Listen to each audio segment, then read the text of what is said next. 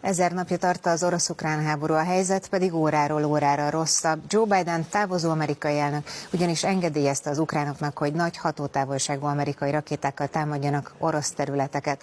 A háborús tervek mellett ráadásul több brüsszeli vezető is kiállt. Szakértők szerint ez a világháborúhoz is vezethet. Oroszország ugyanis közölte, ha Ukrajna nagy hatótávolságú nyugati rakétákat használ, akkor ők nukleáris fegyvereket vethet be. Mikor pedig hallani fogtok háborúkról és háborúk híreiről, meg ne rémüljetek, mert meg kell lenniük, de ez még nem a vég. Mert nemzet nemzet ellen és ország ország ellen támad, és lesznek földindulások mindenfelé, és lesznek éhségek és háborúságok. Nyomorúságoknak kezdetei ezek.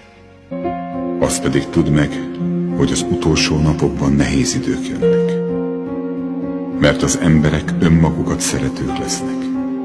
Pénzsóvárgók, kérkedők, kevélyek és káromkodók, hálátlanok és tisztátalanok, szeretet nélkül valók, kérlelhetetlenek és rágalmazók, mértéktelenek, kegyetlenül önzők, a jónak nem kedvelői, egymást elárulják, vakmerően felfuvalkodnak, inkább a gyönyört keresik, mint Istent szeretik.